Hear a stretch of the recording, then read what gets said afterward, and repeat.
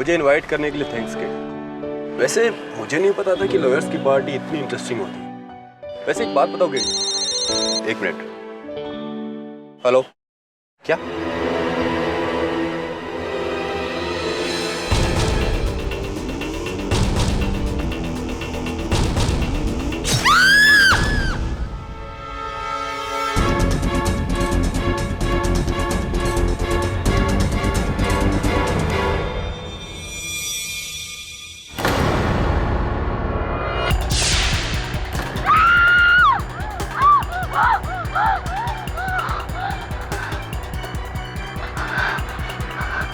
हीरा, हीरा,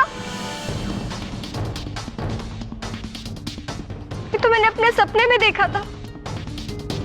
ये सच हो गया। गिरफ्तार कर लो इसे।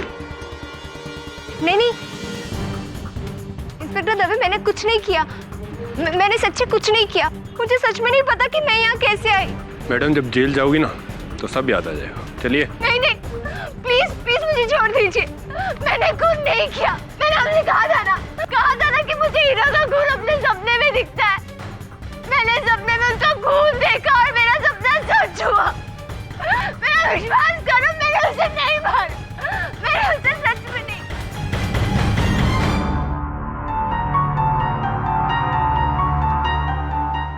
केडी, ये तुम क्या पढ़ रहे हो? पूर्व बोध के बारे में पढ़ रहा था मिसेस बिलमोरिया। पूर्व व्हाट? प्रेमोनिशन। किसी घटना के होने से पहले उसका आभास होना। ये लड़की है दृष्टि। उसका कहना है कि सपने के माध्यम से उसे पता चला है कि ईरा नामक एक लड़की की हत्या होने वाली। क्या ये सब सच्ची होता है? विज्ञान में तो इसका कोई आधार नहीं मिसेस बिलमोरिया। इस कारण अदालत में साबित करना बहुत कठिन है। मिस दृष्टि, आपकी लॉयर कहाँ है? दृष्टि जी की लॉयर मैं हूँ, योर ऑनर।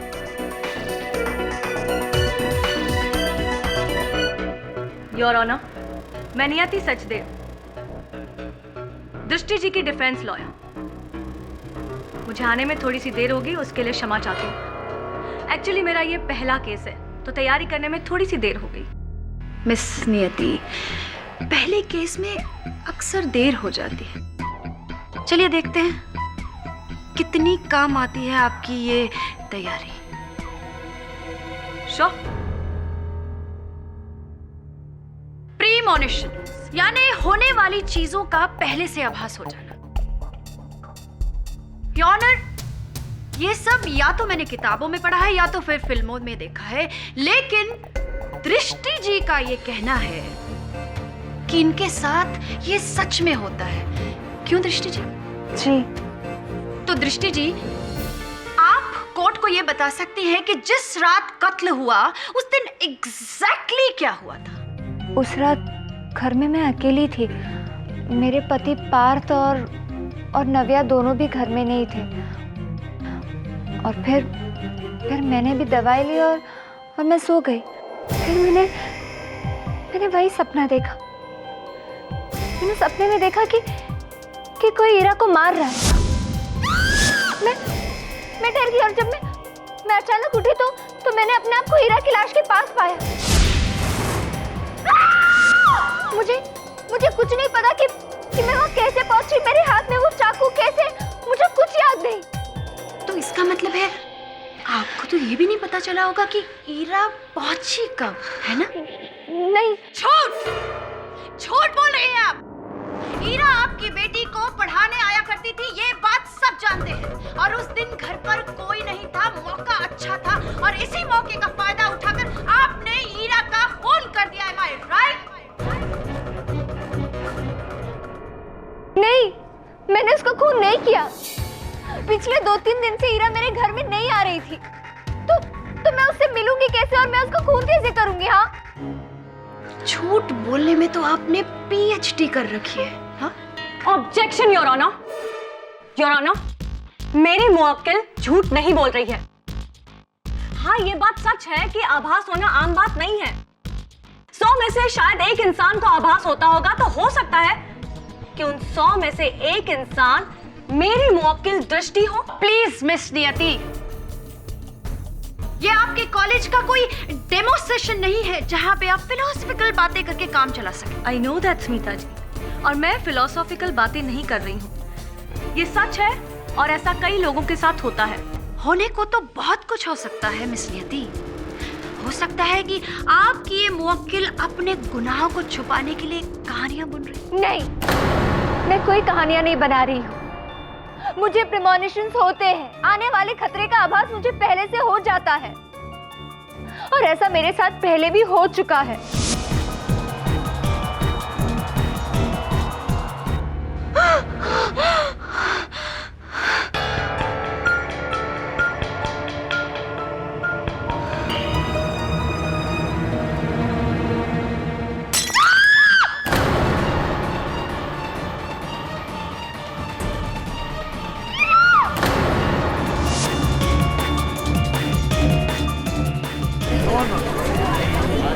Order order. दृष्टि जी, वैसे इस बात का कोई गवाह है आपके पास? हाँ, ये बात मैंने ईरा को बताई थी। ईरा तो अब है ही नहीं, तो आपको ये लगा होगा कि आपका झूठ तो कभी पकड़ा नहीं जाएगा, राइट? नहीं, मैं सच बोल रही हूँ। मेरी बात का विश्वास कीजिए, मैं सच बोल रही हूँ। वेल, ऐसा तो कुछ होता नहीं है और मैं मानती भी नहीं हूँ, लेकिन फिर भी अगर आपको कुछ आभास होता है तो क्या आप कोर्ट को बताना चाहेंगे कि आपकी ये सो कॉल्ड प्रीमोनिशंस कब से आते हैं और आपको क्या-क्या दिखता है? मुझे सपने कुछ 1 महीने पहले से आने शुरू हुए। मुझे अपने इन सपनों में कुछ चीजें, उनकी झलक दिखाई देती थी, जैसे कि स्विमिंग पूल, मेरा गार्डन। फिर एक दिन मुझे ईरा के सर से खून नजर आए, पर उसके चेहरे पे मुस्कुराहट। उसके बाद जिस दिन ईरा का खून हुआ, उस दिन मुझे अपने सपने में ये दिखाई दिया कि ईरा को बहुत चोट लगी है। वो चल नहीं पा रही है। उसके पैर में बहुत चोट लगी है और वो अपने आप को घसीट रही है। दृष्टि, जब आपने ये सारे प्रीमोनिशन के सपने देखे तो आपने क्या किया? जी, पहले तो मुझे कुछ समझ में नहीं आया, लेकिन जब मैंने ईरा का खून का सपना देखा तो मैं डर गई। मुझे लगा कि उसे सावधान करना चाहिए, और कोई तुम्हारा खून करने वाला है। प्लीज मेरे साथ पुलिस स्टेशन चलो, तुम्हें पुलिस प्रोटेक्शन की जरूरत है। मुझे पुलिस प्रोटेक्शन की नहीं, तुम्हें डॉक्टर की जरूरत है, समझी? योर ऑनर, दृष्टि की बातों से तो ऐसा लगता है कि इन्हें ईरा की बहुत चिंता थी, लेकिन अफसोस इनके पति पार्थ का ऐसा मानना नहीं था। जी, ये सच है कि दृष्टि ईरा को बिल्कुल पसंद नहीं करती थी। न जाने क्यों, लेकिन ईरा के आने के कुछ समय के बाद से ही दृष्टि मुझ पे ईरा को लेकर शक करने लगी थी। कई बार उसने ईरा को बहुत बुरा भला भी कहा, लेकिन मैं जानता था कि ईरा मेरी बेटी के लिए कितनी ज़रूरी है, और इसीलिए मैं ईरा का साथ देता था। लेकिन उस दिन तो दृष्टि ने हद ही कर दी थी। ईरा, क्या हुआ, दिखाओ।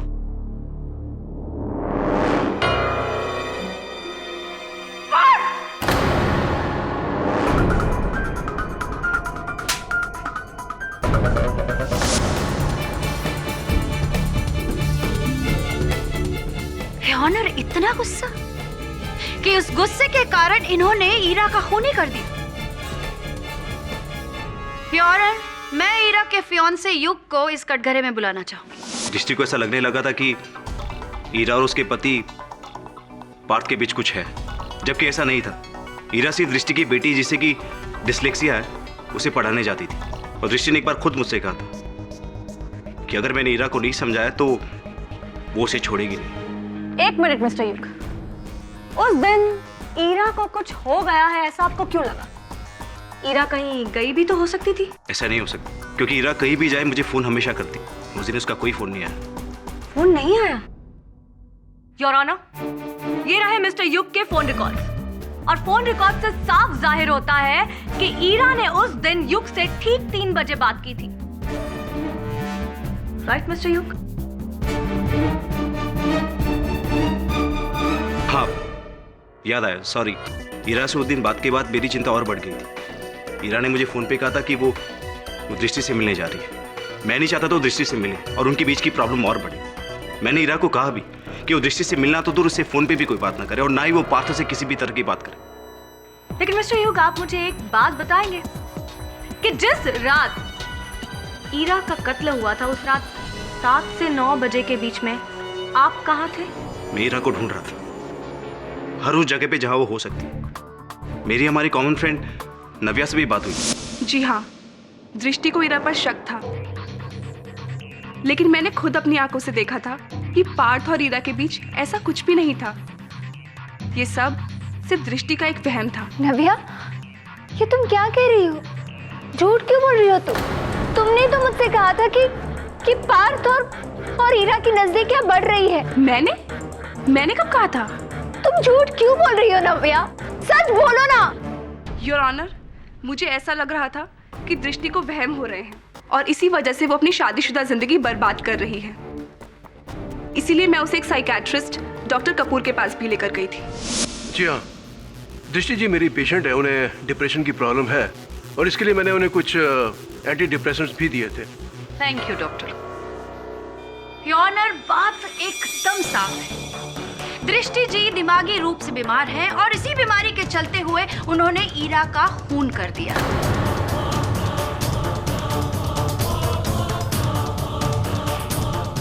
अगर मैंने खून किया होता तो मैं इंस्पेक्टर दवे के पास क्यों जाती? इंस्पेक्टर दवे, आप मेरी बात पर विश्वास कीजिए। आप मेरी बात समझिए दृष्टि जी, ये सिर्फ एक सपना है। ऐसे बुरे सपने हम सब देखते हैं, इन सपनों का असल जिंदगी में कोई अर्थ नहीं होता। मैंने ये बात सिर्फ इंस्पेक्टर दवे को ही नहीं बताई। वहाँ केडी पाठक भी मौजूद थे। आप तो मशहूर लॉयर हैं ना? क्या आपको भी मेरी बात पर विश्वास नहीं है? मैं समझ गई। पर आप मुझे इतना बताइए, कल को मेरी दोस्त ईरा को कुछ भी हुआ तो इसके जिम्मेदार कौन होगा? हाँ,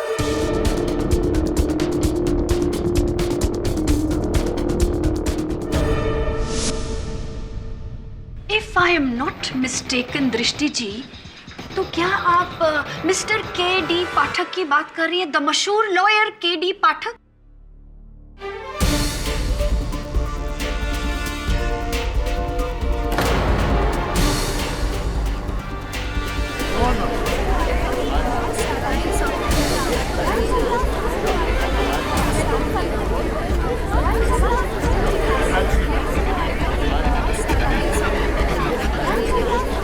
order, silence in the court please. Mister K D. Pathak, आज आप इस कटघरे के इस तरफ नहीं उस तरफ है। कैसा लग रहा है आपको? स्मिता जी, मुझे पूरा विश्वास है कि आपने मुझे यहाँ तक इस प्रश्न के उत्तर के लिए नहीं बुलाया होगा। क्यों ना हम मूल विषय पर आ जाएं।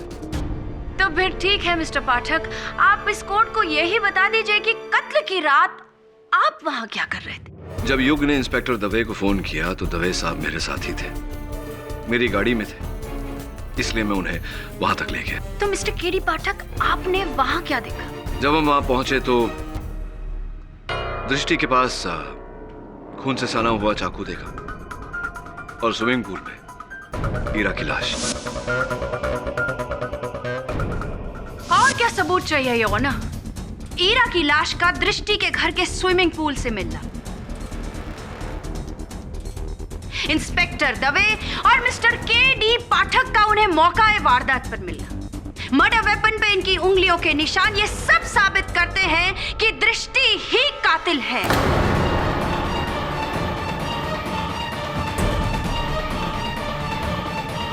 The case is very clear, Your Honor. Miss Niyati, आपके पास कोई और गवाह है? No your honour.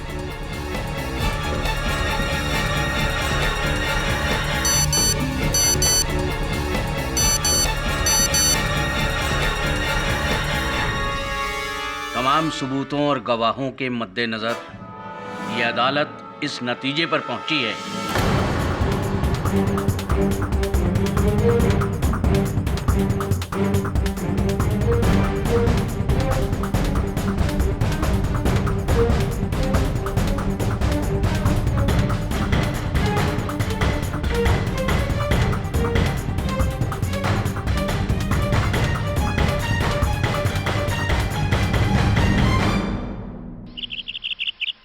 Hello mister पाठक। हाँ नियति, कम सिट। जिस प्रकार से तुम अदालत में दृष्टि का केस लड़ रही थी, मुझे पूरा विश्वास है कि एक समय ऐसा आएगा कि तुम बहुत ही उत्कृष्ट वकील बनोगी। Thanks sir. वेलकम। वैसे मेरे लिए तो आप मेरे रोल मॉडल हैं। जिस तरह से आप अपने मौक्किल के साथ खड़े रहते हैं, उनका केस लड़ते हैं, उनकी सच्चाई को सामने लाते हैं, वैसे मैंने भी दृष्टि का साथ देने की पूरी कोशिश की सर, बट सर मुझे गम इस बात का नहीं है कि मैं केस हार जाऊंगी। मुझे गम इस बात का हो रहा है कि दृष्टि के निर्दोष होते हुए भी उसे सजा हो जाएगी। मुझे पूरा यकीन है सर कि दृष्टि ने ईरा का खून बिल्कुल नहीं किया है। मेरे पास कोई पुख्ता सबूत नहीं है। बट हाँ, ये फाइल जरूर है। ये उस डॉक्टर की है जिसने दृष्टि का ट्रीटमेंट किया था कोर्ट में बेहोश हो जाने के बाद। केस कुछ और ही है मिस्टर पाठक। सच्चाई हम सब से छिपाई जा रही है और ये सच्चाई आप सबके सामने ला सकते हैं। I'd like to request you sir, ये केस ले लीजिए और एक निर्दोष को बचा लीजिए प्लीज। अदालत की कार्रवाई शुरू की जाए। योर ऑनर, शायद मिस नियति अपनी हार देख ही नहीं पाती, इसलिए वो आज इस कोर्ट रूम में उपस्थित ही नहीं। इसलिए मैं आपसे विनती करती हूँ कि आप इस केस का फैसला सुनाएं। फैसला नहीं सुनाया जा सकता है, your honour.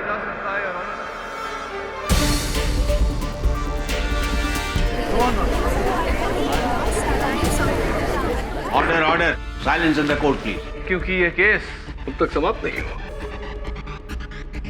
Mister KD Pathak ji miss राय।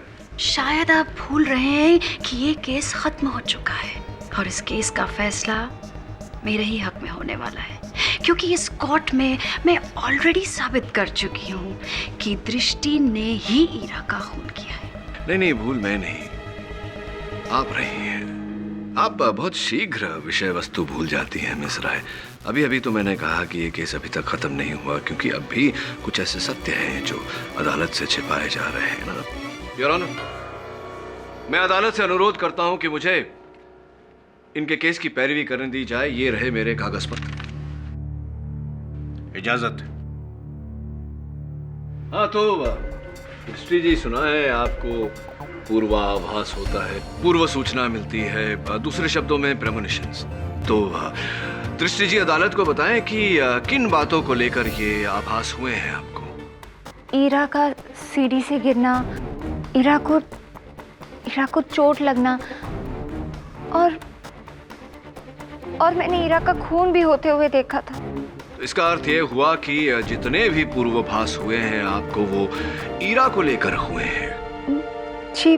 कभी कुछ और नहीं, कभी विचारा कि ऐसा क्यों? अजीब नहीं लगा आपको?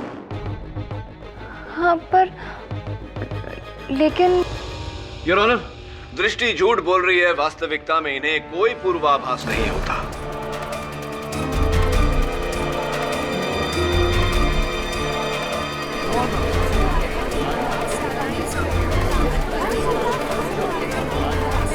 Silence please. मतलब आप ये कहना चाहते हैं कि दृष्टि नाटक कर रही है और खून दृष्टि नहीं किया? मिस राय, मैंने ये कहा कि इन्हें पूर्वाभास नहीं होता, प्रेमोनिशंस नहीं आते। ये नहीं कह रहा मैं कि हत्या इन्होंने की है। केडी, तुम कहना क्या चाहते हो? साफ साफ कहो। मैं ये कहना चाहता हूँ योर ऑनर कि दृष्टि जी को पूर्वाभास नहीं होता, इन्हें पूर्व सूचना नहीं मिलती, इनका मति भ्रम किया जाता है, इन्हें हेलुसिनेट करवाया जाता है।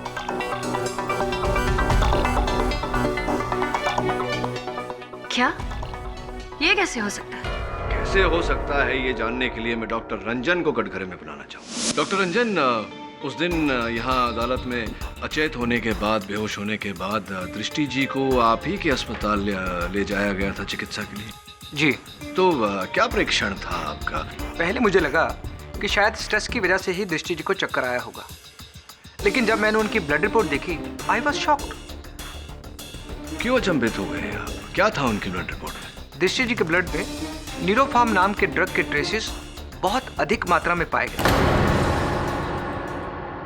योर ऑनर, ये बहुत ही खतरनाक किस्म की ड्रग है। जिस भी आदमी को ये ड्रग दी जाती है उस आदमी के दिमाग के सोचने और समझने की शक्ति कमजोर हो जाती है।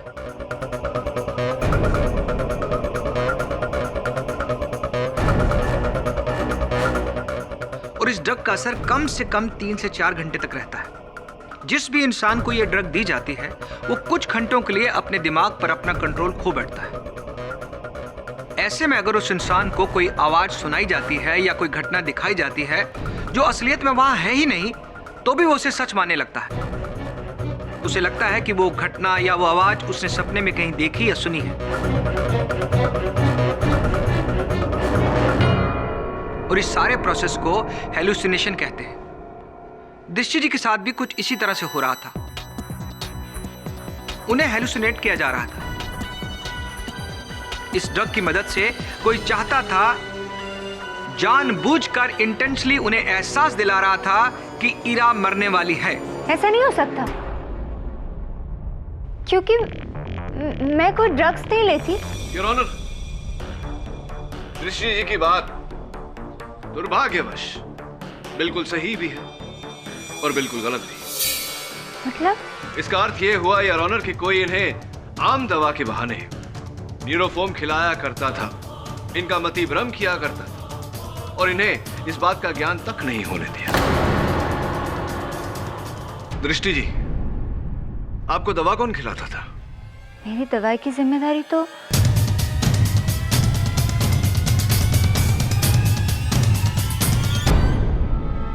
नव्या की थी। नव्या जी, दृष्टि जी को दवा आप दिया करती थी, इसका अर्थ ये हुआ कि न्यूरोफॉर्म भी इन्हें आप भी। ईरा जब जब घर से बाहर जाती थी मैं तभी दृष्टि को दवाई देती थी, पर मुझे नहीं पता कि दृष्टि को कौन सी दवाई खिलाई जा रही थी और क्यों खिलाई जा रही थी। चलिए ये बताइए कि क्या आप हमेशा दृष्टि के साथ रहते? जी हाँ। तो जिस समय ईरा की हत्या हुई उस समय कहाँ थे आप?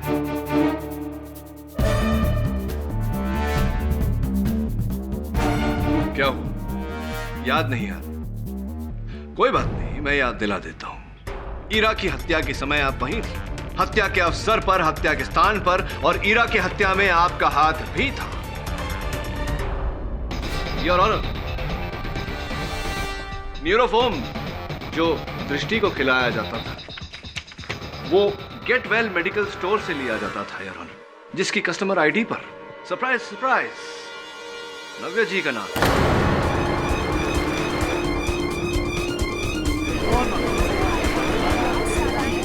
Order order. योर ऑनर, न्यूरोफॉर्म किसी भी केमिस्ट से बड़ी सरलता से किसी भी डॉक्टर की प्रिस्क्रिप्शन पर उपलब्ध हो सकता है, और ऐसा करने के लिए, यह प्रिस्क्रिप्शन पाने के लिए रुपयों का लालच देकर नव्या जी ने डॉक्टर कपूर की मदद ली। गलती होगी मुझसे, पैसों की लालच में मैं इस नव्या की बातों में आ गया। मुझे नहीं मालूम था कि इस मेडिसिन का यूज ये किसी को मारने के लिए करने वाली है। हाँ तो नव्या जी, अब मेरे प्रश्न का उत्तर दीजिए। क्या आप ही ने दृष्टि को मति भ्रम करवाया? क्या आप ही ने ईरा की हत्या की है, हाँ या नहीं? मैंने कुछ नहीं किया, मुझे कुछ नहीं पता।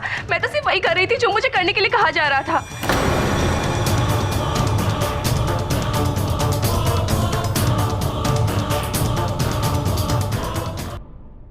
कहा जा रहा था? कौन कह रहा था आपसे ये सब करने को? बोलिए नव्या जी, किसके कहने पर आपने ये सब किया? ईरा। ईरा?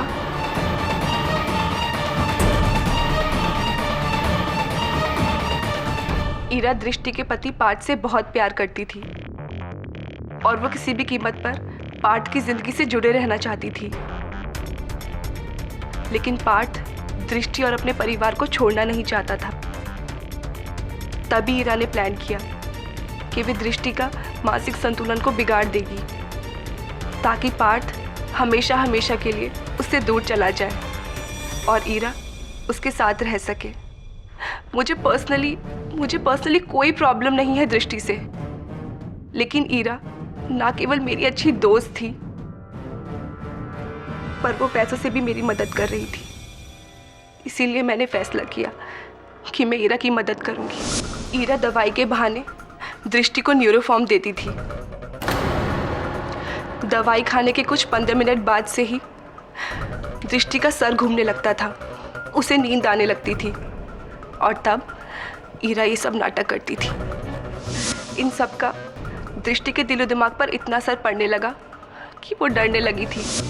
उसे लगता था कि उसे सच में सपने आते हैं जो सच होते हैं।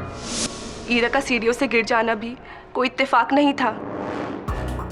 वो भी हमने दृष्टि को हेलुसिनेट करके उसको एहसास दिलाया कि ईरा को कोई परेशान कर रहा है, उसको कोई सीढ़ियों से गिरा रहा है। और ये बात सच साबित करने के लिए ईरा ने सीढ़ियों से गिरने का नाटक किया। और फिर दृष्टि को यकीन होने लगा था कि उसके सपने सच होते हैं, उसे प्रेमोनिशंस आते हैं।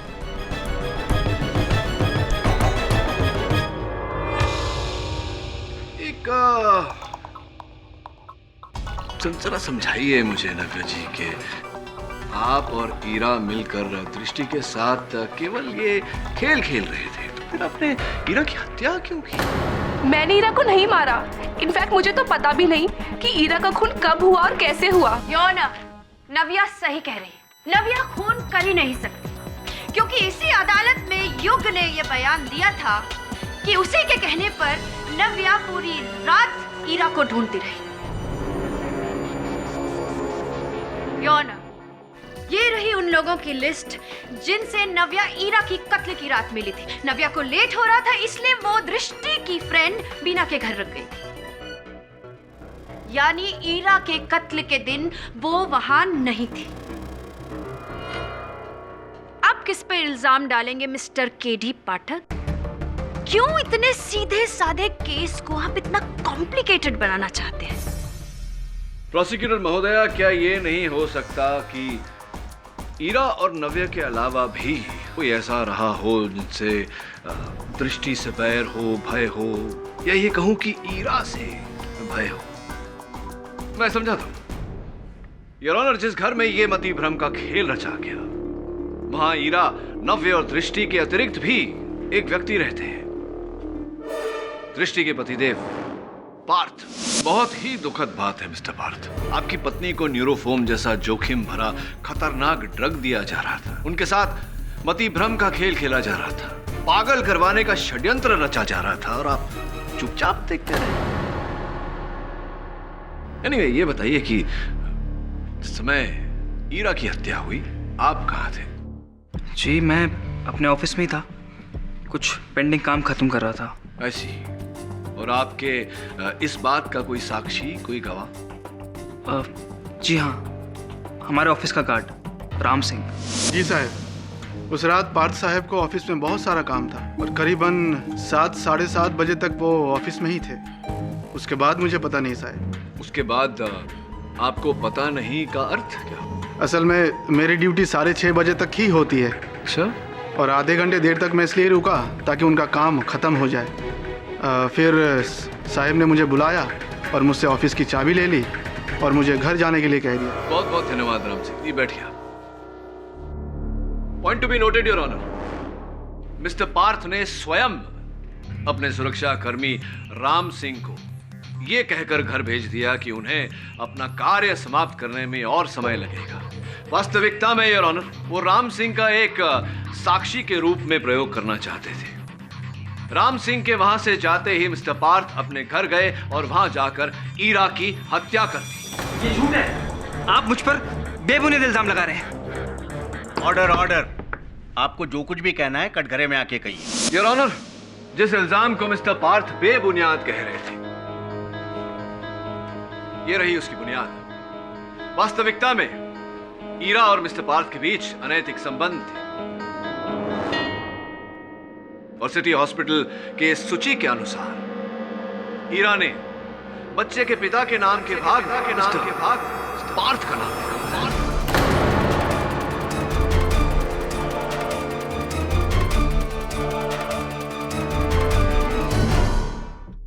एक बात बताइए मिस्टर, क्या कोई महिला अपने बच्चे के पिता का नाम यूं ही लिखवा देती है बिना कारण? चलिए बताइए, उस बच्चे के पिता आप थे या नहीं, वरना मैं अदालत के सामने उस बच्चे का डीएनए रिपोर्ट भी पेश कर सकता हूं।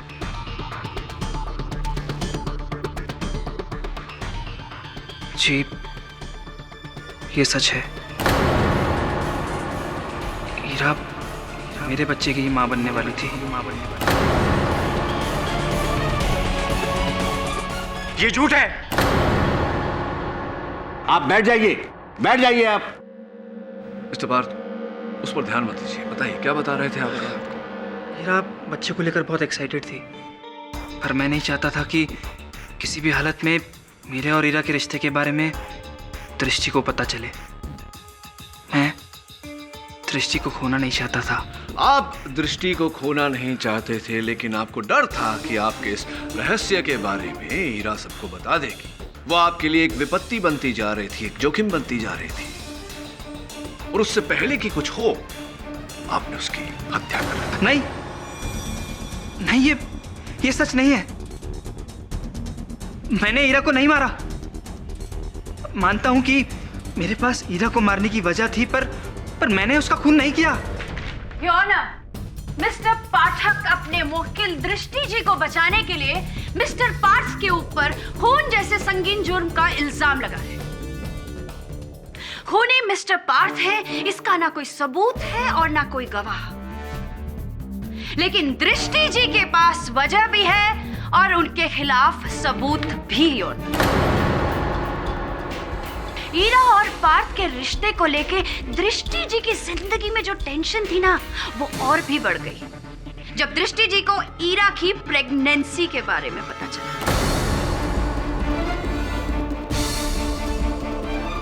दृष्टि जी, क्या आपको इस बात की जानकारी थी?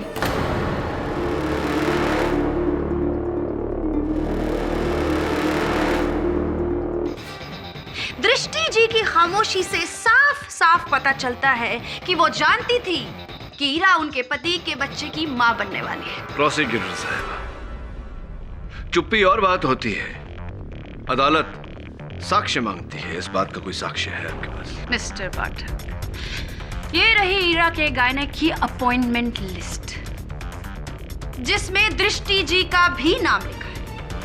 इससे ये साफ पता चलता है योर ऑनर कि दृष्टि जी ईरा के गायनक से मिली और उन्हीं के जरिए उनको ये पता चला कि ईरा उनके पति के बच्चे की मां बनने वाली है। प्रोसिक्यूटर साहब जरा रुकिए, इस कहानी में छोटा सा ट्विस्ट है। इस अपॉइंटमेंट लिस्ट की जेरोक्स पर तारीख 27 दिसंबर है, यानी कि वही दिन जिस दिन पर ईरा की हत्या हुई थी, और उसी दिन पर दृष्टि को पता चला कि ईरा के बच्चे के पिता उनके पति हैं। किंतु योर ऑनर, मैं इन्हें स्मरण कराना चाहूंगा कि 1 महीने पहले से ईरा के बारे में जो मति भ्रम इन्हें आते थे, उसके बारे में ये कभी इंस्पेक्टर दवे के पास, तो कभी युग के पास, तो कभी नव्या के पास गुहार लगा रही थी। तो कब ये क्या जानकारी हासिल होने से पहले की प्लानिंग, कुछ समझ में नहीं आई मुझे। मिस्टर पाठक, जी। नाटक? मैं कोई नाटक नहीं कर रही हूँ। ईरा ने खुद मुझे फोन करके हॉस्पिटल में मिलने के लिए बुलाया था। उसने मुझसे कहा था कि ठीक 3:30 बजे मुझे मदर केस के वार्ड के सामने मिले। मैं वहां पहुंची, पर ईरा वहां नहीं थी। मैंने बहुत उसका इंतजार किया, पर मेरी मुलाकात ईरा से नहीं हुई। और फिर रिसेप्शन में गई और वहां ईरा के बारे में मैंने उनसे पूछा। उन्होंने कहा कि ईरा वहां डॉक्टर शिवानी, जो कि गायनक है, उनसे मिलने आया करती थी। जब मैं डॉक्टर शिवानी से मिली तो मुझे पता चला कि ईरा प्रेग्नेंट है, और वो वहां अपने पति पार्थ के साथ जाया करती थी। दृष्टि जी, आपको ईरा और अपने पति की इतनी बड़ी सच्चाई के बारे में पता चला और फिर भी आपने कुछ नहीं किया। मैं टूट गई थी। कहीं ना कहीं मैं अपने आप को दोष देने लगी। कई बार मन में आया कि मैं पार्थ को फोन करके पूछूं कि उसने मेरे साथ ऐसा क्यों किया,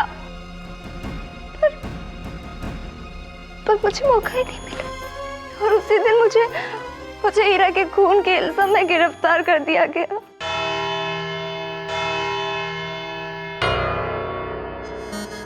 ये अदालत कल तक के लिए मुलतवी की जाती है।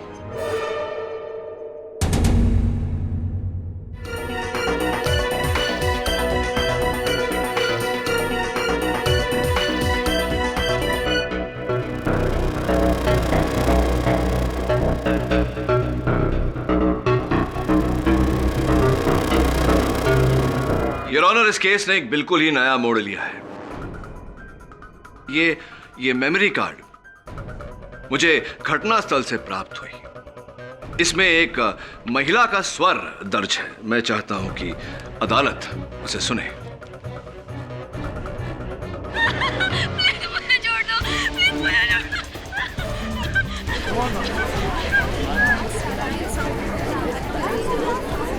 Order order, silence in the court. ये तो हीरा की आवाज है, यही तो मुझे सुनाई देती थी हर बार।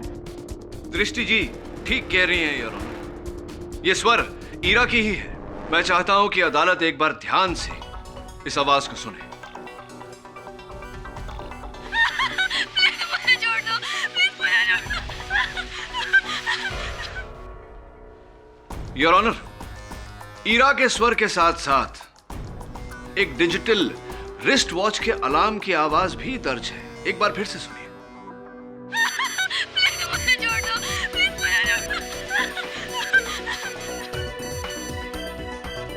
इसका अर्थ यह हुआ योर ऑनर कि वो व्यक्ति जिसने ये डिजिटल वॉच अपने हाथों में पहना था उस समय ईरा के साथ उपस्थित था जिस समय ईरा ने ये रिकॉर्डिंग बनाई थी।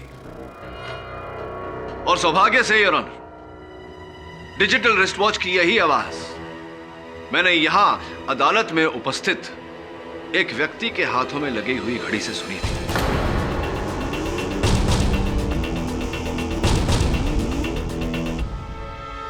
युग युग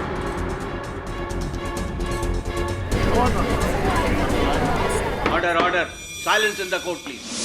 हाँ, तो युग अपनी घड़ी का अलार्म जरा अदालत को सुनाने का कष्ट करेंगे। लेकिन प्लीज।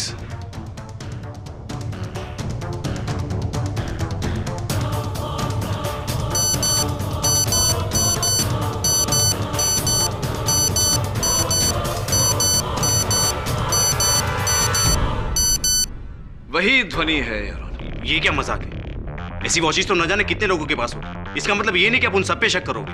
भाई वकील होना चाहिए था तुम्हें। दलील तो ठीक रखी कि ऐसी घड़ी कई लोगों के पास हो सकती है, किंतु मेरे पास एक ऐसा प्रत्यक्षदर्शी साक्षी है, एक ऐसा आई विटनेस जो ये स्पष्ट कर देगा कि ईरा की हत्या आप ही ने की है।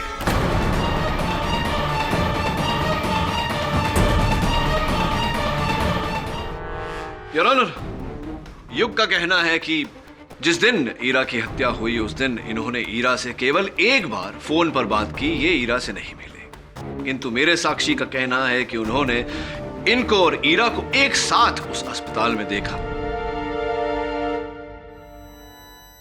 और मेरे सहायक वरुण उस साक्षी को किसी भी समय अदालत में लाते ही हो। इतना ही नहीं योर ऑनर, युग ईरा की गर्भावस्था के बारे में भी जानते थे।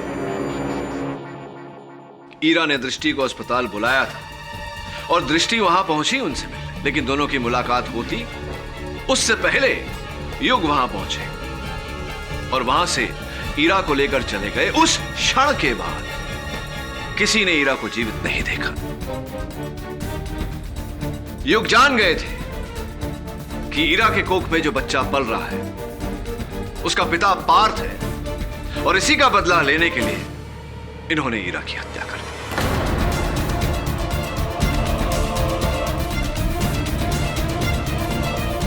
हत्या कर दी या नहीं? जैसा भी ये क्या कह रहे, मेरे कोई समझ में नहीं आ रहा। क्या कहना चाहते हैं? ये सब मनगढ़ंत कहानियां हैं। मुझे क्या पता आप किस साक्षी की बात कर रहे हैं। मैं अदालत में झूठ बोल रहा हूं। हाँ, शायद आप झूठ बोल रहे हैं। और वो साक्षी जिसने अपनी आंखों से आपको ईरा को अस्पताल से ले जाते हुए देखा, वो भी झूठ बोल रहा है। किस साक्षी की बात करें, मेरी कुछ समझ में नहीं आ रहा है। जरा समझने की कोशिश करिए। आप ईरा से अस्पताल में मिले थे? नहीं, मैं नहीं मिला था। कहाँ मिले थे? मैंने ईरा को हॉस्पिटल के बाहर एक कैफे में बुलाया था। उसके बाद क्या हुआ? हाँ, मैंने उसे मार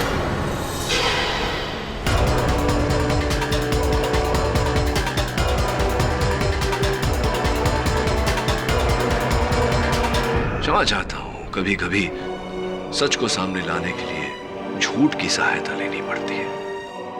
आगे की कहानी। मैंने ही मारा ईरा को।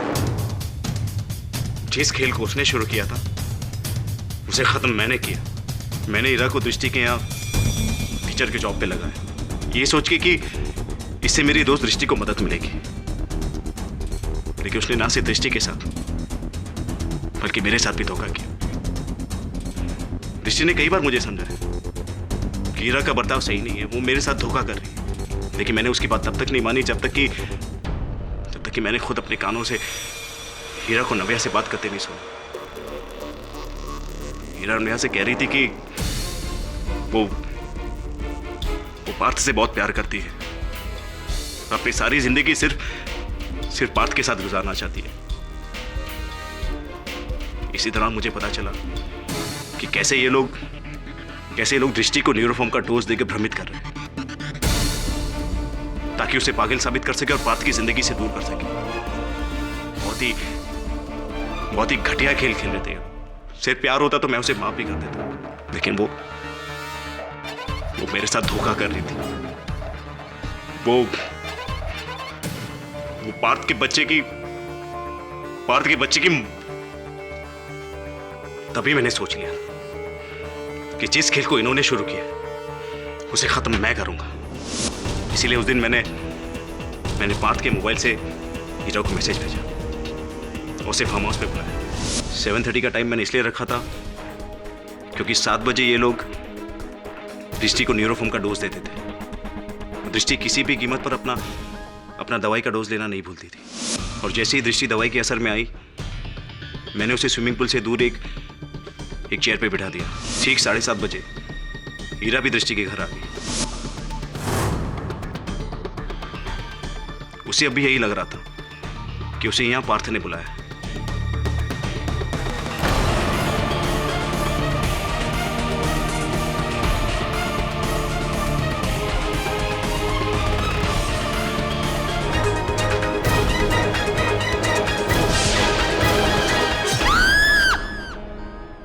इस तरह मैंने हीरा को मारने के बाद दृष्टि को वहां जमीन पर लिटा दिया। वो खून भरा चाकू, चेहरे पे खून के दाग, सब मेरा किया हुआ। The defense rests, Your Honor. सारे सबूतों को मद्देनजर रखते हुए यह अदालत युग और नव्या को ईरा के खून में दोषी पाती है और उन्हें हिरासत में लेने का हुक्म देती है। साथ ही दृष्टि को इस इल्जाम से बाइज्जत बरी करती है। The case is closed.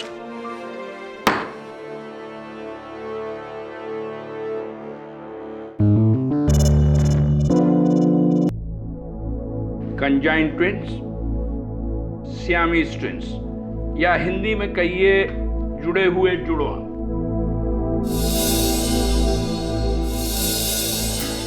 इस दुनिया में इस अनोखी अवस्था के एक नहीं कई केसेस हैं। इसलिए इस जोड़ को ऑपरेशन के माध्यम से अलग करना कोई नई बात नहीं है। So don't worry. कॉम्प्लिकेशन तब होते हैं जब दोनों के बीच में कोई कॉमन आर्गन हो, जैसे दिल, गुर्दे या लंग्स। लेकिन मिहिका और माया के केस में उन दोनों के ऑर्गन्स जो हैं अलग अलग सलामत हैं। सुना तुमने? अब तुम भी बाकी लड़कियों की तरह आम जीवन बसर कर सकती हो। लेकिन आकाशी अंकल, मुझे मिहिका दीदी से अलग नहीं होना। 22 सालों से दीदी से जुड़ी हुई हूँ। माँ बाप तो बचपन में ही छोड़ के चले गए थे। दीदी ने ही मुझे चलना, बोलना, यहाँ तक कि जीना सिखाया है। इनके साथ रहती हूँ तो लगता है जिंदगी जी रही हूँ। इनसे अलग हो गई तो मैं जी नहीं पाऊंगी। माया बेटी, इस ऑपरेशन से सिर्फ तुम्हारा शरीर मीका से अलग होगा, तुम नहीं। क्यों मीका? और नहीं तो क्या, ऑपरेशन के बाद भी मैं हमेशा तुझसे चिपकी रहूंगी, समझी? नहीं मीका दीदी, मुझे आपसे अलग नहीं होना। और फिर आप तो जानती हो ना, मुझे ऑपरेशन से बहुत डर लगता है। लेकिन माया बेटे, कब तक इस तरह एक दूसरे के सहारे? रहने दीजिए आकाश अंकल, माया को इस ऑपरेशन से डर लग रहा है और अब मैं भी ऑपरेशन नहीं करवाना चाहती। और वैसे भी हम दोनों खुश हैं ऐसे ही, एक जुड़ी हुई बहनें, है ना माया? मीका, तुम भी? अरे तुम तो समझदार हो बेटा। आकाश अंकल, वो समझदारी किस काम की जो अपनों को ना समझे। और वैसे भी माया मेरी बहन नहीं, मेरा साया है। साया तो मरने के बाद भी इंसान का पीछा नहीं छोड़ता। और फिर हम तो अभी जिंदा हैं। जिंदा तो तुम इसलिए हो क्योंकि मेरे टुकड़ों पर पल रही हो। मामा जी।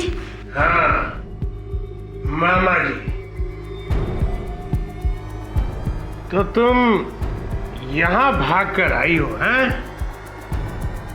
मुझे बिना बताए, अपने मामा को बिना बताए तुम ऑपरेशन करवा रही हो। ये ऑपरेशन इनकी भलाई के लिए है भंडारी। इनकी भलाई? तो मेरी भलाई का क्या? अरे मैं इनको बचपन से पाल रहा हूं। इनकी माँ तो इनको पैदा करते ही आत्महत्या करके मर गई थी और ये आफत मेरे गले में डाल के गई है। और जिस नरक में तुम उन्हें ढकेल रहे हो, उनकी मजबूरी की नुमाइश करके, उसका क्या? स्टेज शो, टीवी, जाने कहां कहां भटकाते हो उन्हें। उनकी मजबूरी को लोगों के मनोरंजन का जरिया बना दिया तुमने, लालची इंसान। ओए अगाशे साहब, मैं जो भी हूं इनका सगा मामा हूं और तुम इनके कुछ भी नहीं लगते।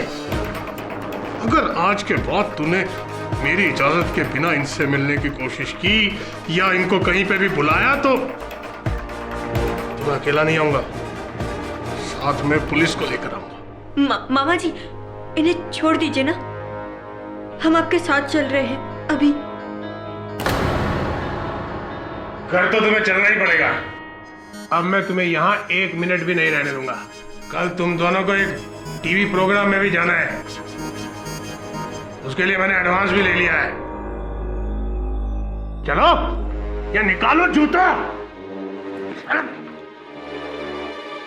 सॉरी डॉक्टर आकाश, मुझे नहीं लगता है जब तक इनका ये कंस मामा जिंदा है आप इन दोनों बहनों का कोई भला कर सकेंगे। जिंदा है, लेकिन कब तक? हाँ? हाँ जी निशा जी, पैसे मिल गए हैं मुझे। आप बिल्कुल बेफिक्र रहिए, कल दोनों लड़कियां आपके चैनल के स्टूडियो में पहुंच जाएंगी। लेकिन हाँ, एक बात का ध्यान रखना, इनके हर नए कर्तव्य के अलग से पैसे लगेंगे। Extra money. हेलो हेलो, अबे तू क्यों काट रहा है काम को? थक गया था सेठ। हराम का बच्चा।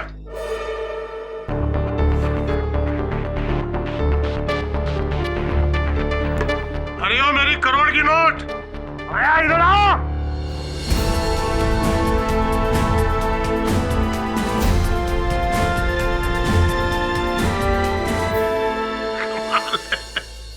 एक को बुलाओ तो 2 आती है। एक पे एक फ्री। तुम्हारे माँ बाप ने भी पता नहीं कौन से पाप किए थे जो तुम्हारी जैसी औलाद हुई। एक छोटा बना के लाओ जल्दी। सेठ मैं देता।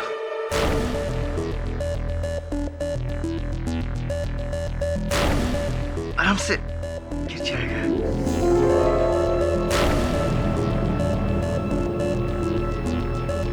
जाओ निकलो। मामा जी, मामा, वो हम लोग सोच रहे थे कि हम लोग कंप्यूटर कोर्स करेंगे आगे के लिए। हाँ? कंप्यूटर का कोर्स? अरे कंप्यूटर का कोर्स करके क्या करोगी? नौकरी करोगी? तुम जैसे को तो सर्कस में करतब दिखाने का काम मिलता है। निकलो नहीं तो मारूंगा जूता। चल भागो।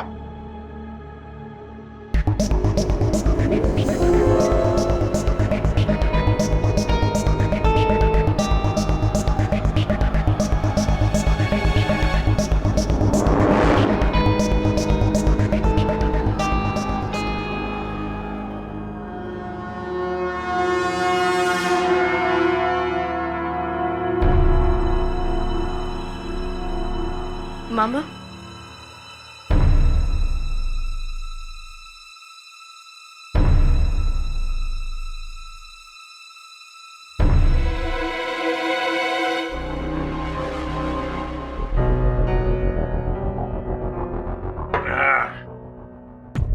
मैं कहा था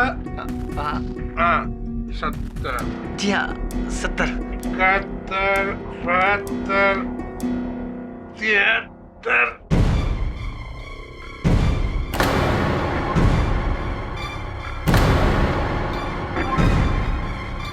सेठ क्या हो रहा है? सेठ क्या हो रहा है? सेठ क्या हो रहा है? सेठ पानी पानी। हाँ सेठ पानी ला दो। देखिए हो क्या सेठ? जल्दी। हाँ अरे सेठ हो क्या रहा? सेठ क्या हो गया सेठ? उठो सेठ। सेठ सेठ माया माया देखा जल्दी आओ। सेठ को क्या हो गया?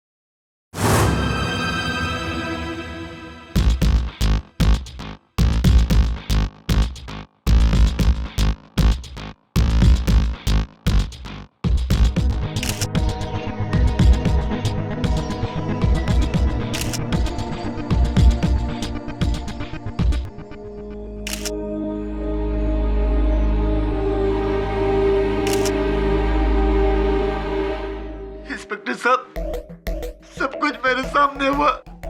भंडारी सेठ ने 2 घुट दारू मारा, उसके बाद उनके गले में दर्द हुआ, ऐसा पकड़ के बोले पानी पानी।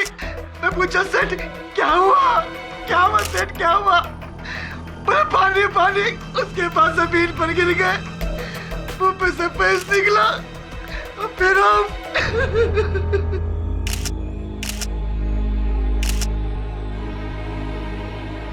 शराब का वो गिलास का है? इधर है साहब।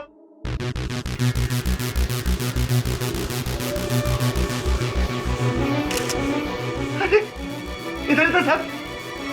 बात की सुनो, तुम दोनों तो नहीं उठाए ना?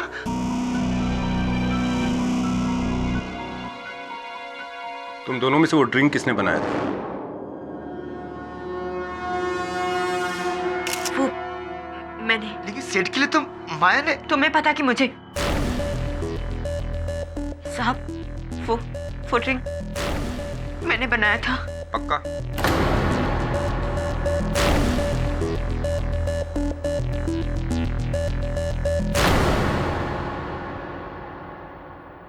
कमाल करता है यार तू दवे। तू खुद कानून का रखवाला है तो मुझसे कानूनी सलाह लेने की क्या आवश्यकता पड़ गई तुझे? केडी, ये केस ही कुछ ऐसा है, इसमें कानून की सारी किताबें कुछ नहीं कहती। अच्छा क्यों, क्या है ऐसा किसमें? केडी, 2 जुड़वा बहनें हैं। दवे, जुड़वा बहनें 2 ही होती हैं। मेरा मतलब है जुड़वा बहनें हैं, अगर उनमें से एक किसी का खून कर दे तो दूसरी का क्या होगा?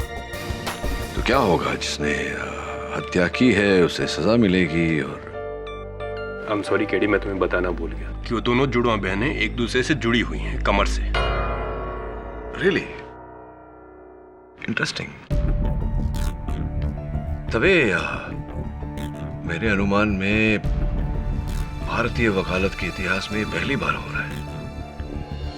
मतलब अगर अपराधी को सजा मिले तो साथ में निरपराधी को भी सजा मिलेगी, और अगर बेगुनाह को छोड़ दिया तो साथ में हत्यारिन भी छूट जाएगी। बहुत अद्भुत केस है। अब तुम ही बताओ कि कानून इसमें क्या करे। हाँ, इसमें कानून ये करे कि मुझे लेकर बहनों के पास चले। केडी, मैं तुम्हारे पास सवाल लेकर आया हूं, किसी का केस लेकर नहीं। ठीक है, देख देवे, मेरे अनुमान में एक ही रास्ता है। या तो दोनों को अपराधी साबित किया जाए या दोनों को बेगुनाह। अब तेरी मदद के लिए मैं तुझे प्रणाली का नंबर, माया का नंबर, IM जायसवाल का नंबर, तो जिसका नंबर बोले उसका दे सकता हूँ, या फिर बहनों से मिलने चल सकते हैं। क्या करें बोल?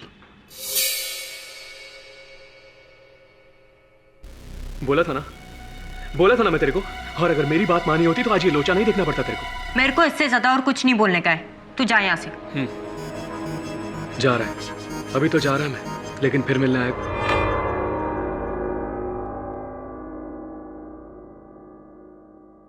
और हाँ, एक बात याद रखना मीका, इतनी आसानी से नहीं।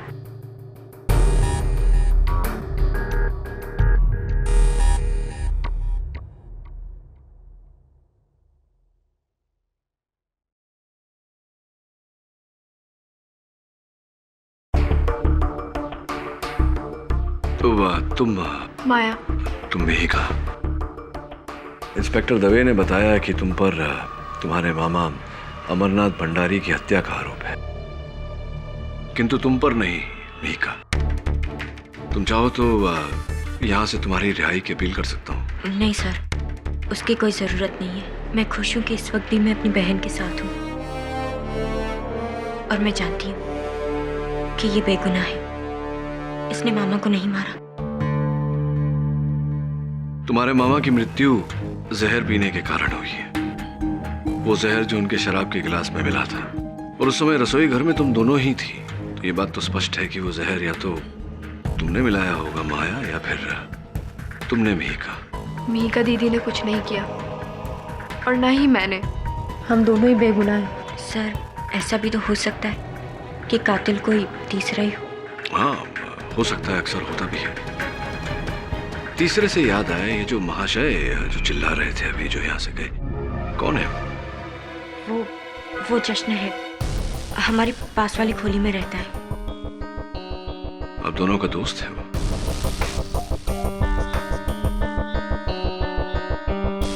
मीका दीदी का, मेरा नहीं। जी साहब, मैं मीका और माया को बचपन से जानता है। दरअसल अच्छा जमता है मेरा दोनों के साथ। बचपन में तो आपने अच्छा जमा लिया। अब अदालत ये जानना चाहती है कि जवानी में आप क्या करते हैं। कहने का मतलब है कि आप काम क्या करते हैं, आपका पेशा क्या है? मैं हीरे के व्यापारी के यहाँ काम करता है साहब। दरअसल हीरे की परख और उसकी सफाई का काम मेरा है। हीरो की सफाई ये कैसे होती है? योर ऑनर, इस प्रश्न का इस केस से कोई लेना देना नहीं। मिस्टर जायसवाल, योर ऑनर, ये आप भी बहुत अच्छी तरह जानते हैं, और पाठक साहब भी, कि मैं बेफिजूल के सवाल कभी नहीं करता, क्योंकि मेरे लिए time is money and money is talent. Your honour, इस सवाल का इस केस से गहरा ताल्लुक है। Okay, proceed. तो इंटरप्ट कर दिया इन्होंने। कहाँ थे हम? हाँ, हीरो की सफाई। ये कैसे होती है हीरो की सफाई, जरा बताइए साहब। वो पोटेशियम साइनाइड का सॉल्यूशन। जोर से बोलिए। क्या साहब? वो potassium cyanide solution. Potassium cyanide, your honour. यानी कि ये वही जहर है जिससे मिस्टर अमरनाथ भंडारी की मौत हुई।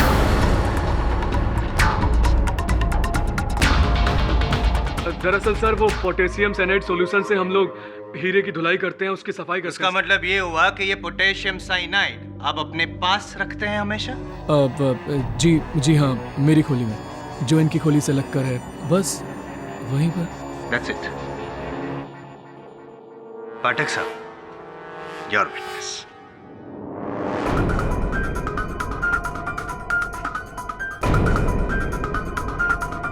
जशन, कृपया कर अपना दाहिना हाथ दिखाएंगे?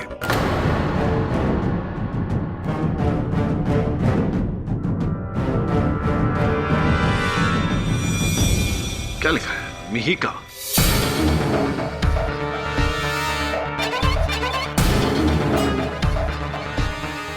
जहां तक मेरा ज्ञान है, इंसान अपने शरीर के अंगों पर केवल उसी व्यक्ति का नाम गुदवाता है जो उसके बहुत ही प्रिय होता है, प्यारा होता है, दुलारा होता है। तो क्या तुम्हारे हाथों पर मिहिका के नाम का होना इस बात का संकेत नहीं है कि तुम मिहिका से प्रेम करते हो? जी साहब,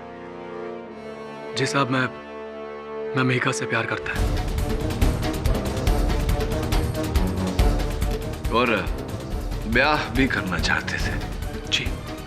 किंतु मिहिका के मामा के होते हुए आपका ये सपना सच नहीं हो पाता।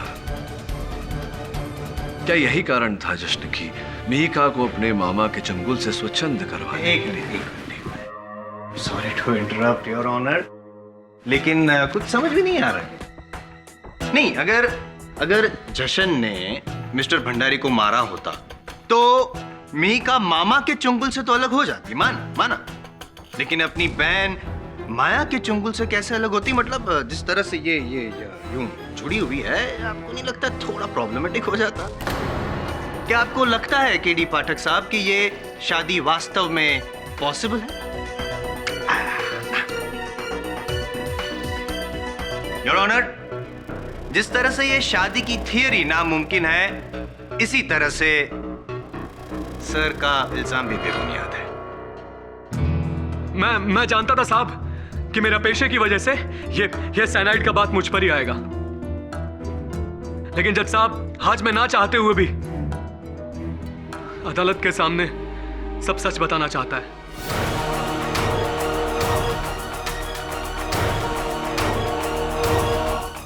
जज साहब, भंडारी मामा के कत्ल से एक दिन पहले ये दोनों बहनें मेरी खोली पर आई थी। और देख मिका, अगर तू मेरे को ठुकरा देना, कसम से कह रहा है, मैं जहर पीकर खुदकुशी कर लेगा। जश्न, क्यों कर रहे हो ये सब कुछ तुम? हमारा फ्यूचर क्या है? जब तक माया मेरे साथ है, तुम और मैं कभी... अरे तो ऑपरेशन करा के अलग क्यों नहीं हो जाते तुम दोनों? कितनी बार डॉक्टर आकाशे ने बोला है कि सब कुछ हो सकता है, लेकिन ये तेरी डरपोक बहन ना खुद चैन से जिएगी और ना ही हम दोनों कुछ। जश्न, खबरदार, अगर मेरी बहन के बारे में कुछ बोला तो। इस बेचारी का मेरे अलावा है ही कौन? मैं तुम्हारे प्यार की कदर करती हूँ जश्न, लेकिन अगर मुझे मेरी बहन और तुम में से किसी को चुनना पड़े तो मैं मेरी बहन को ही चुनूंगी। हरीश, तेरा फैसला है ना, तो याद रखना, एक दिन बहुत पछताएगी तू।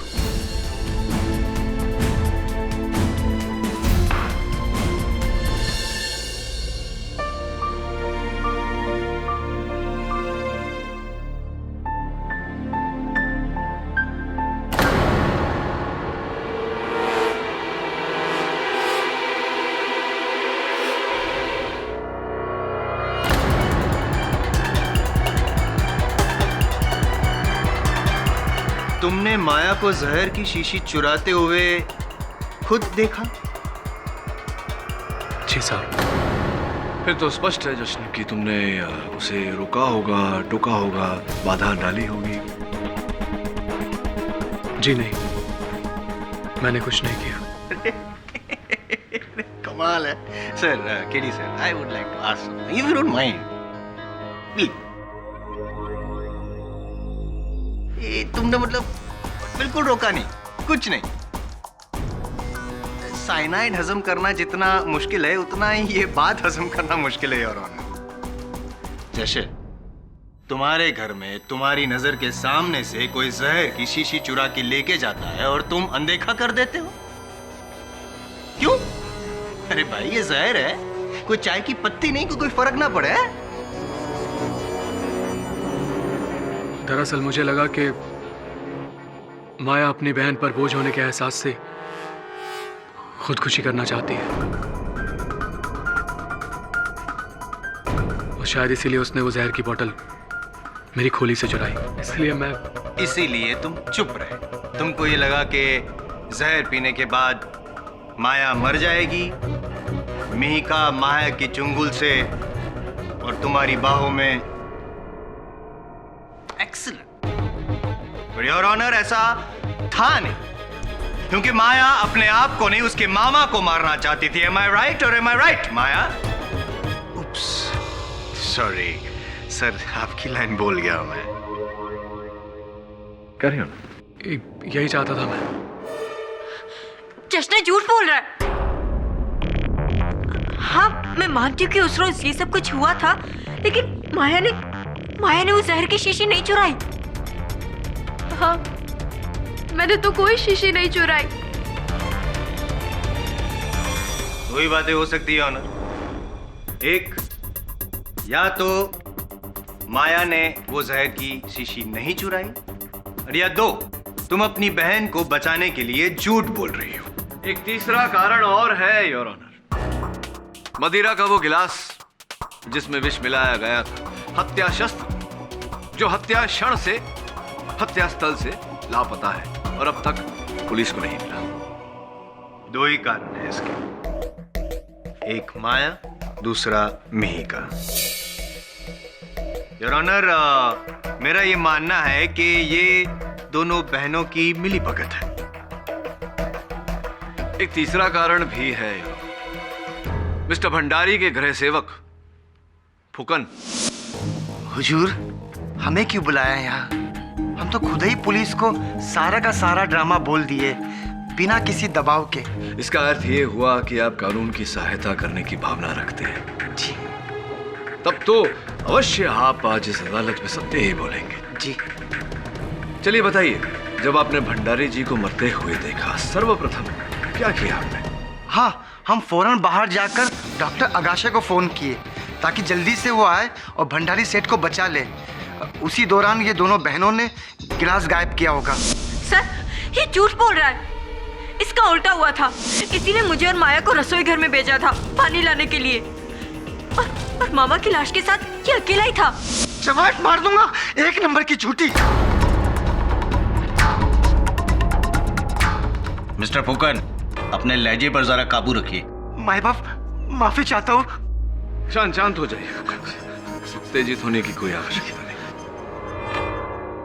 योर ऑनर, सरल शब्दों में फुकन जी झूठ बोल रहे हैं और बहनें सच बोल रही हैं, क्योंकि डॉक्टर अगाशे के कथन के अनुसार उन्हें फोन मिहिका ने ही किया था। अरे हमने ही फोन किया था, बाप की सौगंध।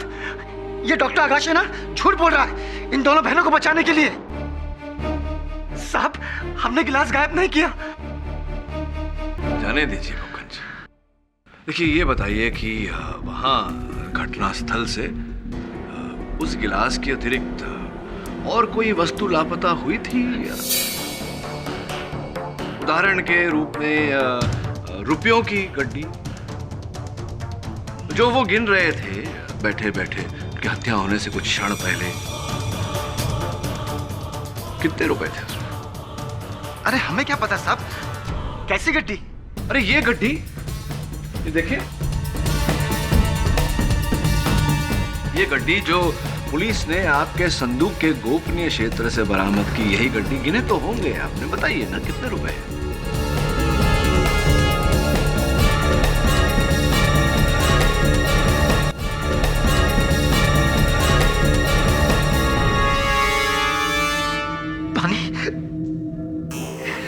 पानी पानी हो गए आप एक ही प्रश्न में। कोई बात नहीं, मैं गिरा देता हूँ।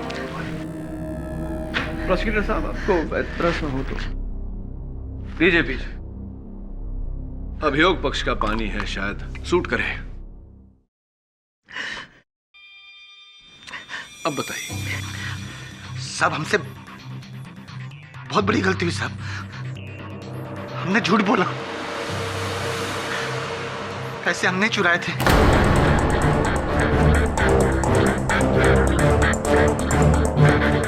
हुआ यूं कि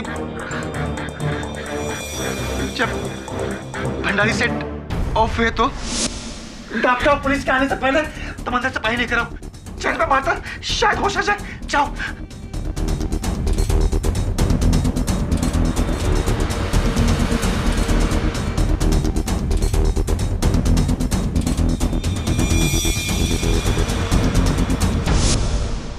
अच्छा, तो आपके अनुसार उस समय भंडारी जी के साथ कोई नहीं था, ना आप न ये बहनें। तो क्या ये संभव है फुकन जी कि वो गिलास मदिरा का वहां से किसी चौथे व्यक्ति ने उछल किया हो? हाँ, हमारा मतलब है नहीं, लेकिन ये दोनों बहनों ने किया होगा। हम गारंटी के साथ बोल सकते। मालेगा, आज के जमाने में जहाँ कोई ठीक तरह से वारंटी नहीं दे सकता, यहाँ पे जनाब गारंटी देने की बातें कर रहे हैं। वाह! क्या मैं पूछ सकता हूँ कैसे? क्योंकि साहब बोल दे। हाँ, क्योंकि साहब हमने रसोई घर में माया को शराब के गिलास में जहर डालते हुए देखा था।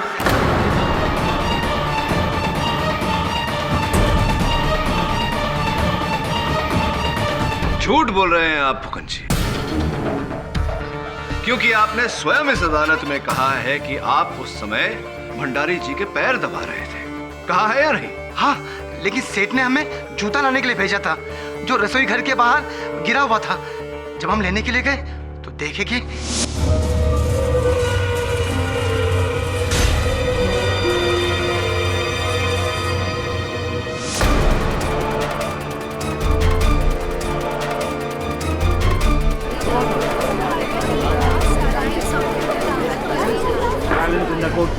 हाँ, तो फुकन जी, आपने माया को मदिरा के उस ग्लास में विष मिलाते हुए देखा, किंतु न रोका न टोका, कुछ नहीं किया, बिल्कुल जश्न की तरह।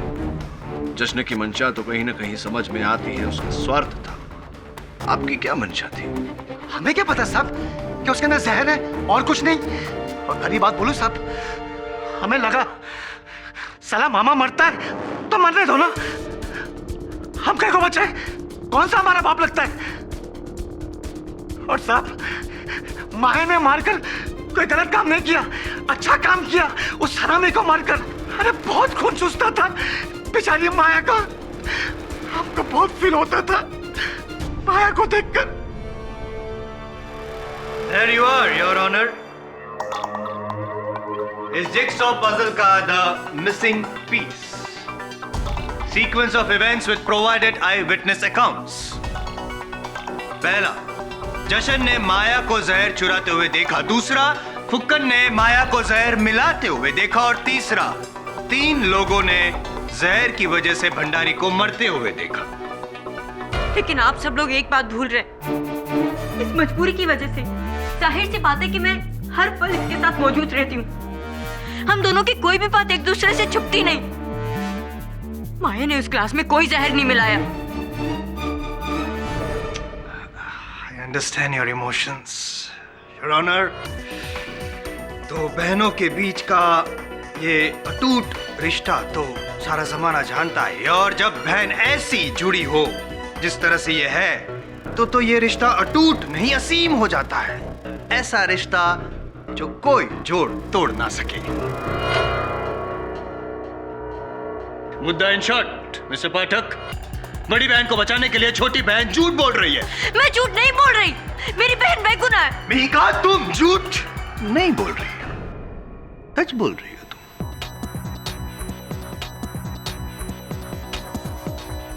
यस योर ऑनर, मीका सच बोल रही है। अब देखिए, इस माया को देखकर आपको लगता है कि वो किसी का कत्ल कर सकती है? ना, वो बेचारी एक मच्छर तक नहीं मार सकती, वो क्या किसी का कत्ल करेगी? लेकिन तुम दबंग, हाजिर जवाबी, तुम अपने मामा को मार सकती हो। नहीं, तुमने अपने मामा को मारा है। क्या? मैं केडी सर? क्या केडी सर? क्या केडी सर है? जायसवाल साहब, मेरी दलील अब तक खत्म नहीं हुआ। पाठक, तुमने अपने मामा को मारा। वो तुम ही हो जिसने जशन के घर से वो जहर चुराया था। वो तुम ही हो जिसने जहर मिलाया था शराब में। और वो तुम ही हो जिसने अपने मामा को जहर देके मारा था। नहीं तो फिर पुलिस को तुम्हारी अलमारी की दराज में से वो गिलास कैसे मिला? वो गिलास पे तुम्हारी उंगली के निशान कैसे मिले? आंसर भी। लेकिन वो गिलास तो माया ने खिड़की से बाहर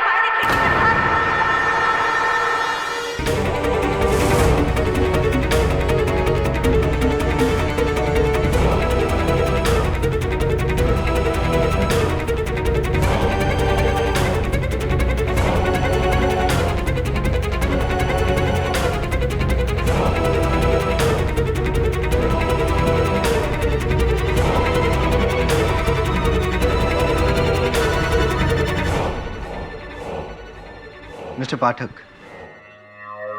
आपका पानी पी सकता हूँ प्लीज?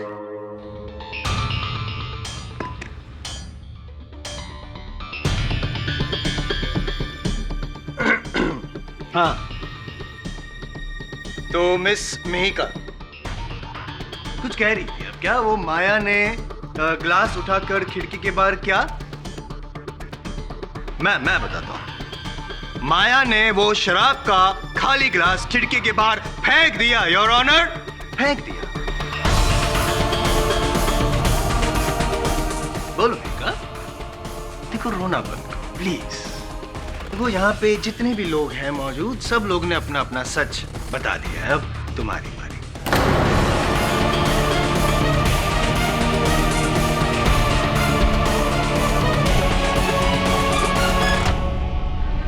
बोल दो सच, बोल दो ना सच क्या है, बोल दो सच क्या है।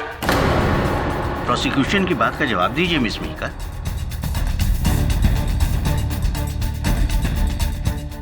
मिहिका, अब कोई रास्ता नहीं बचा, सच बोलो।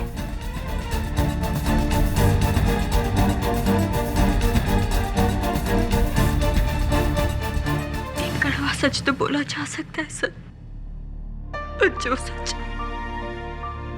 जो सच जानलेवा हो उसे मैं कैसे बयां करूं?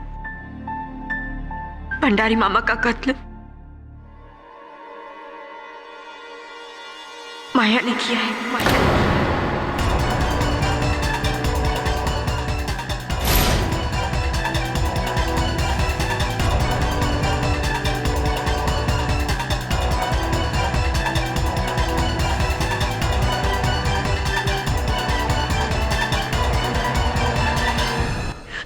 लेकिन मैंने माया को वो जहर जश्न के घर से चुराते हुए नहीं देखा, और ना ही वो जहर उस ग्लास में डालते हुए देखा।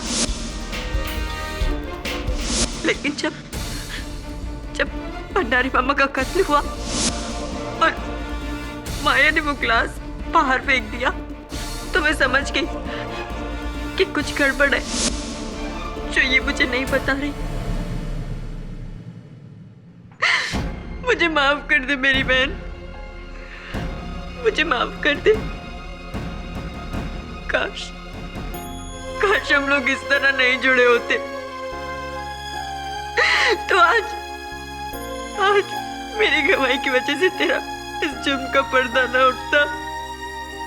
लेकिन अब दीदी, ये आप क्या बोल रही हो? मैंने बाबा को, मेरे लिए मेरी दीदी ही सब कुछ है। मेरे माँ बाप, मेरा भगवान। और भगवान कभी झूठ नहीं बोलते। अगर मेरी दीदी कह रही है कि मामा को मैंने मारा है, तो यही सच है। मुझे मेरा जुर्म कबूल है।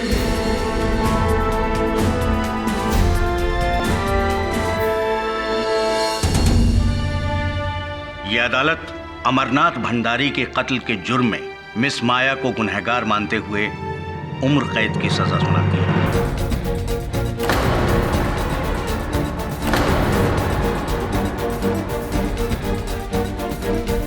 लेकिन इस फैसले के साथ एक और अहम फैसला है जो इस अदालत को लेना है, और वो है इन दोनों बहनों की जुड़ी हुई अवस्था, जहां एक दूसरे से बिछड़ना इनके लिए नामुमकिन है।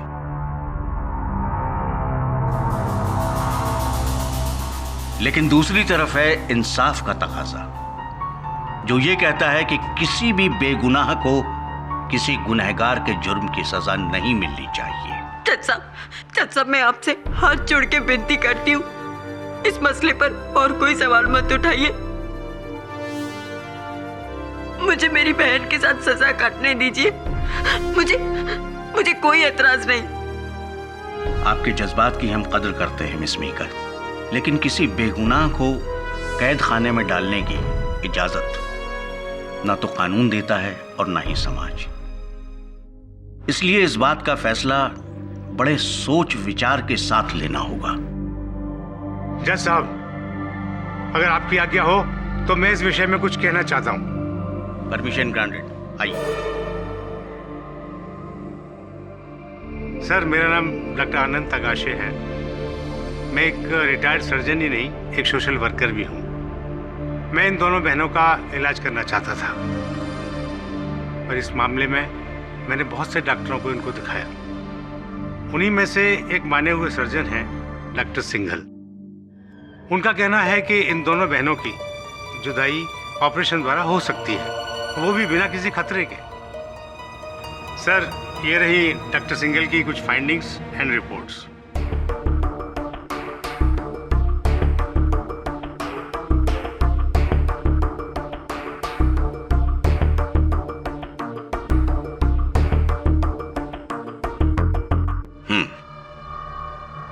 अगर ये ऑपरेशन सुरक्षित है तो ये अदालत इसकी इजाजत देती है, जिसके बाद माया शास्त्री को मिलेगी जेल की सजा और मिहिका शास्त्री को मिलेगी आजादी। नहीं जज साहब, ऐसा मत कीजिए। ये मेरे लिए आजादी नहीं, मेरे लिए सजा है। मुझे मेरी माया से अलग मत कीजिए। मैं इससे अलग नहीं होना चाहती। लेकिन मैं चाहती हूँ जज साहब।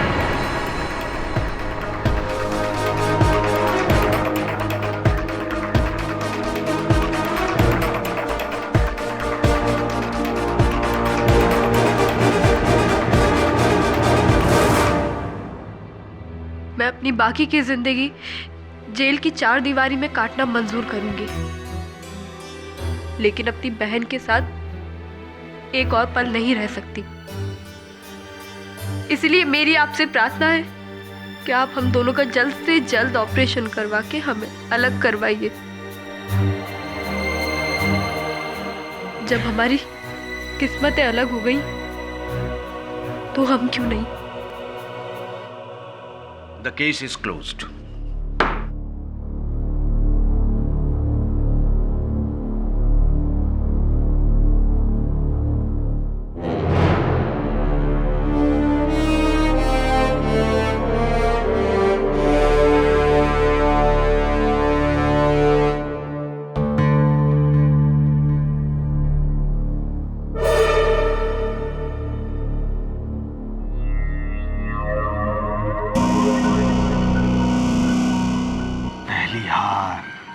दुख दर्द समझ सकता हूं मैं।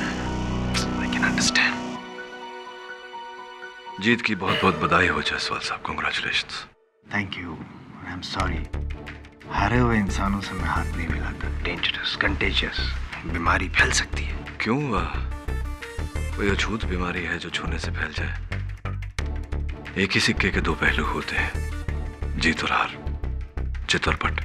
नहीं, लेकिन फिलहाल भारी वाला पल्लू सिक्के का मेरी और है। Am I right or am I right, Mr. Pathak? I don't believe this. The great K.D. Pathak, my senior, हार गए मुझसे। कहा था मैंने, I am the new star, I'm the new king. आपका टाइम खत्म और मेरा टाइम शुरू। जायसवाल साहब, ये समय की एक प्रभाव रहता है आपके जीवन पर। ये समय को समय पर समझना भी एक समझ है, और जो समय को समय पर ना समझे वो ना छोड़िए ना, समय समझाएगा आपको। चलो। देश को हिला देने वाले भंडारी मर्डर केस का आज वो ऐतिहासिक दिन आ गया है, जहां 2 शरीरों को ही नहीं बल्कि 2 आत्माओं को भी एक दूसरे से जुदा कर दिया जाएगा। कुछ ही देर में दोनों बहनों को एक ऑपरेशन के द्वारा एक दूसरे से जुदा कर दिया जाएगा, जहां इस ऑपरेशन के बाद एक बहन का भविष्य गुजरेगा वादियों में और दूसरी बहन के भविष्य में होगी अंधेरी काल कोठरी जेल की। इस फैसले के लिए जिम्मेदार हमारे साथ मौजूद हैं प्रोसिक्यूशन के वकील mister Indra Mohan. I am Jaiswal. Mister I am Jaiswal, तो कैसा लग रहा है आपको नामुमकिन को मुमकिन में बदलकर? आप इस छोटी सी बात के बारे में बात कर रही हैं, लेकिन जो बड़ी नामुमकिन चीज को मैंने मुमकिन किया है उसके बारे में कौन बात करेगा? ये केस जीता किसने? मैंने। केडी पाठक को हराया किसने? Of course. तो कैसा लग रहा है आपको? आप पहले ऐसे शख्स हैं जिनके सर पर केडी पाठक को हराने का ताज है। सर पे ताज तो नहीं है, लेकिन बिना सरताज का ताज हूँ ऐसा महसूस हो रहा है मुझे। I am the king of the law world. कल तक मैं अदालत की दुनिया का उभरता सितारा था, लेकिन आज अदालत का तपता हुआ सूरज हूँ मैं। तो आप केडी पाठक जी को कोई मैसेज देना चाहेंगे? केडी पाठक अब सीनियर हैं। मैं क्या मैसेज दूं उनको, क्या सलाह दूं, सिवाय इसके कि केडी पाठक सर, आप किसी अच्छे से हिल स्टेशन पे कोई अच्छी सी जगह देख के बस रिटायर हो जाएंगे। अरे केडी पाठक की उंगली का मैल पर नहीं है तू, और बोलता है केडी पाठक को रिटायर होना चाहिए? हाँ, अरे रिटायर तो मैं तेरे को करूंगी जिंदगी से। I will murder you. Mrs Bilimore, relax. आप ऐसा करेंगी तो प्रॉब्लम हो जाएगी। मुझे जबरन आपका केस लड़ना पड़ेगा, और चूंकि आप दोषी हैं, ये केस भी हार जाऊंगा। सब इस मीडिया ने तो इस केस को सर्कस बना दिया। सारे अखबार में दो ही खबरें हैं, बहनों की जुदाई और केडी पाठक की हार। कलयुग है ना मेरा भाई, हारा तो ज्यादा फेमस हो गया। वैसे वरुण, सत्य की जीत से बड़ा कोई जीत नहीं होता, लेकिन सोच रहा हूं कि क्या वाकई इस केस में सच की जीत हुई है। सर, आपको ऐसा क्यों लगता है? क्योंकि अदालत में जोश में आकर मिहिका ने कहा था कि इस मजबूरी की वजह से मैं हर पल अपनी बहन के साथ मौजूद रहती हूं। जहां तक मैं मिहिका को जान पाया हूं, मुझे नहीं लगता कभी भी जीवन में उसे ये बंधन मजबूरी लगी हो। तो फिर अदालत में उसने ये बात क्यों कही? इस मजबूरी की वजह से जाहिर सी बात है कि मैं हर पल इसके साथ मौजूद रहती हूँ। उसके बाद इतनी बेरुखी से माया मिहिका के साथ पेश आई। मैं अपनी बाकी की जिंदगी जेल की चार दीवारी में काटना मंजूर करूंगी, लेकिन अपनी बहन के साथ एक और पल नहीं रह सकती। इसका क्या कारण था? क्यों हो रहा था ये सब? इस सवाल से आप क्या कहना चाहते हैं sir? I don't know Varun, पता नहीं, लेकिन क्यों मुझे ऐसा लग रहा है कि ये केस बंद हुआ है, समाप्त नहीं। क्यों मुझे ऐसा लग रहा है कि कहीं कुछ गड़बड़ है? आप सच कह रहे हैं केडी जी, सच कह रहे हैं।